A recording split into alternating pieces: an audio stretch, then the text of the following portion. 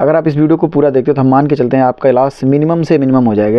तो दोनों को पहले हमें समझना पड़ेगा, स्टॉक मार्केट क्या है, म्यूचुअल फंड क्या है।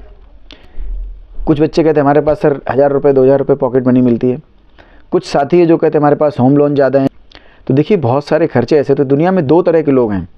एक वो अर्निंग करने के बाद पहले खर्च करते हैं, बाद में निवेश करते हैं यानी बचत करते हैं। एक वो जो अपनी अर्निंग में से पहले बचत करके निवेश कर देते हैं, बाकी जो बचता है उसको खर्च कर देते हैं। वो आप चूज़ कीजिए आप किस कैटेगरी में आते हैं। नमस्कार दोस्तों, मैं डॉक्टर करण सिंह। आज हम एक ऐसे टॉपिक के बारे में बात करेंगे जो हर किसी के माइंड में चलता रहता है। अगर आप इस वीडियो को पूरा देखते हो तो हम मान के चलते हैं आपका लॉस मिनिमम से मिनिमम हो जाएगा, यानी कभी कभी लॉस होगा जो कि होता है स्टॉक मार्केट में। म्यूचुअल फंड में थोड़ा बहुत भी लॉस ना हो तो वो बिजनेस क्यों है, बिजनेस है इसीलिए उसमें थोड़ा बहुत लॉस है। तो आज वीडियो को पूरा ध्यान से देखें। देखिए सबसे पहला क्वेश्चन होता है कि हम म्यूचुअल फंड के थ्रू शुरू करें या फिर स्टॉक मार्केट के थ्रू। तो दोनों को पहले हमें समझना पड़ेगा, स्टॉक मार्केट क्या है, म्यूचुअल फंड क्या है।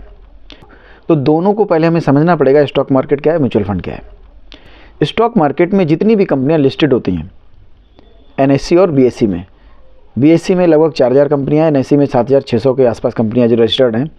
उन कंपनियों के थ्रू आप उसमें इन्वेस्ट करते हैं, यानी आप किसी कंपनी के शेयर बाय करते हैं और उसके सही रेट आने पर उसको सेल कर देते हैं। आपने उसको फाइंड आउट किया, चार्ट देखा, चार्ट पैटर्न देखते हैं, बहुत सारे चार्ट पैटर्न देखते हैं, प्राइस एक्शन देखते हैं, कुछ इंडिकेटर्स देखते हैं। उससे हम पता लगाते हैं कि हमें किस समय कौन सा शेयर खरीदना है। उस शेयर को जब हम बेचते हैं तो ये देख लेते हैं हमें प्रॉफिट मार्जिन कितना हो रहा है, या फिर स्टॉप लॉस में लेकर के निकल जाते हैं। अब बात आती है जिसको स्टॉक मार्केट के बारे में जानकारी नहीं है वो क्या करे। बहुत सारे लोग, हमारे पास कुछ क्वेश्चंस भी आते हैं, हमारे फ्रेंड्स के, कुछ स्टूडेंट्स के फ़ोन आते हैं कि सर हमें तो कुछ जानकारी नहीं, हम शुरुआत कैसे करें, आपका वीडियो देखते हैं लेकिन क्या करें। तो मैं उनके लिए आज ये स्पेशल एपिसोड बना रहा हूँ। देखिए उसमें सबसे पहले आपको ये ध्यान देना है कि आपके पास कितना पैसा है, कितने समय के लिए आप टिकना चाहते हैं और किस फॉर्मेट में आप उसमें शुरुआत करना चाहते हैं। सबसे पहला कैपिटल कितनी है। कुछ बच्चे कहते हैं हमारे पास सर 1000 रुपये 2000 रुपये पॉकेट मनी मिलती है। कुछ साथी है जो कहते हैं हमारे पास होम लोन ज़्यादा है। तो देखिए बहुत सारे खर्चे ऐसे, तो दुनिया में दो तरह के लोग हैं। एक वो अर्निंग करने के बाद पहले खर्च करते हैं, बाद में निवेश करते हैं यानी बचत करते हैं। एक वो जो अपनी अर्निंग में से पहले बचत करके निवेश कर देते हैं, बाकी जो बचता है उसको खर्च कर देते हैं। वो आप चूज़ कीजिए आप किस कैटेगरी में आते हैं। अगर आप पहले इन्वेस्ट करने वाली हैबिट बना लेते हैं, आपकी अर्निंग जितनी है उसमें से थोड़ा अमाउंट निकालिए। मैं ये नहीं कह रहा ये अमाउंट सभी के लिए बराबर होगा। किसी के लिए हो सकता है कि 10,000 रुपये थोड़े हों मंथली और किसी के लिए 500 रुपये थोड़े हों। अगर आपकी अर्निंग में से आप 500 रुपये पर मंथ निकाल सकते हैं तो 500 रुपये के साथ जुड़ जाइए।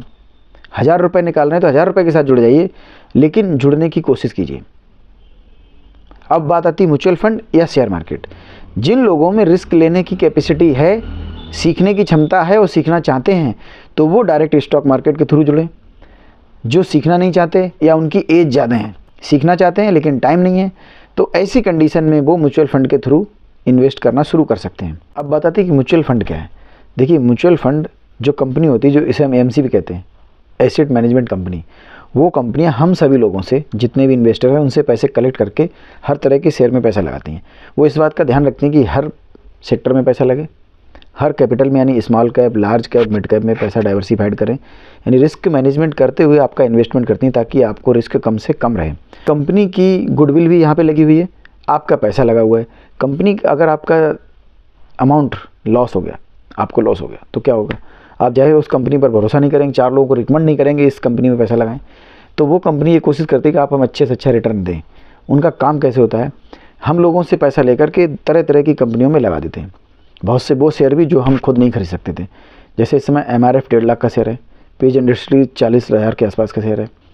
बड़े बड़े शेयर्स जिनको हम डायरेक्ट नहीं खरीद सकते, वो म्यूचुअल फंड के थ्रू जब अपनी कंपनी में पैसा दिया तो उन्होंने उस शेयर को खरीद रखा है, वो पोर्टफोलियो में है, भले ही हमारे पास उसका कुछ हिस्सा हो।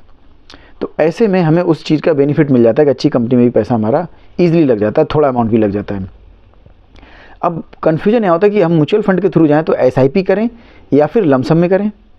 देखिए दोनों को पहले समझ लेते हैं कि SIP क्या है, लमसम क्या है। SIP है सिस्टमेटिक इन्वेस्टमेंट प्लान, यानी हर महीने एक निश्चित अमाउंट आप जमा करते हैं।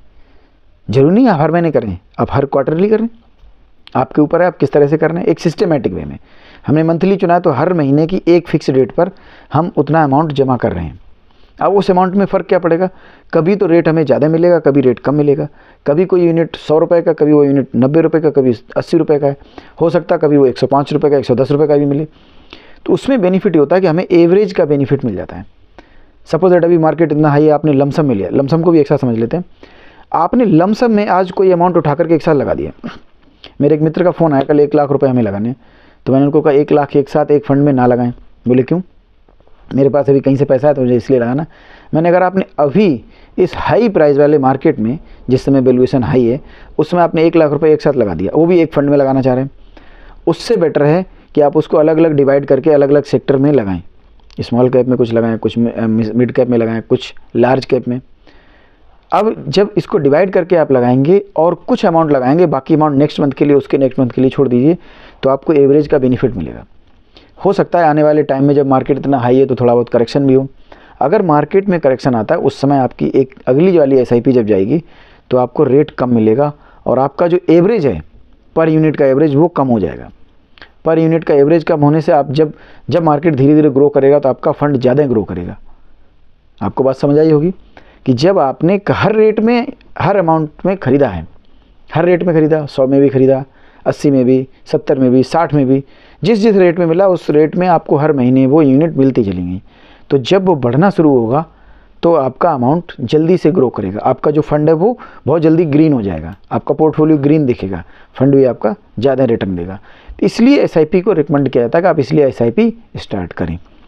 लमसम में भी कर सकते हैं, ख़ास तौर से जब मार्केट बहुत ज़्यादा डाउन हो और उस फंड को लेकर आप बहुत ज़्यादा पॉजिटिव हो, तब लमसम में डाल सकते हैं। या फिर आपके पास बहुत ज़्यादा अमाउंट है तो कुछ पैसा लमसम में डालें, बाकी का SIP के थ्रू शुरू करें। काफ़ी साथी हमारे जो सीनियर हैं, जो बुज़ुर्ग हैं, जो रिटायर होने वाले हैं, रिटायर हो गए हैं, वो सोचते हैं हमें किस तरह लगाना चाहिए। उनके लिए देखिए, आपके पास रिस्क लेने की कैपेसिटी कम है। कभी किसी के बच्चे की शादी है, किसी बच्चे का एडमिशन होना है, बड़े खर्चे आने हैं, रिटायरमेंट है, तो रिस्क लेने की क्षमता कम है। उनके लिए शुरुआत मेरे ख्याल से म्यूचुअल फंड से अच्छा कुछ भी नहीं है। म्यूचुअल फंड में भी अगर उनको रिस्क लगता है तो SIP के थ्रू ही जाएं, बाकी ऑप्शंस पे शेयर मार्केट में डायरेक्ट जाने की सलाह मैं उनको नहीं देता हूं। धन्यवाद।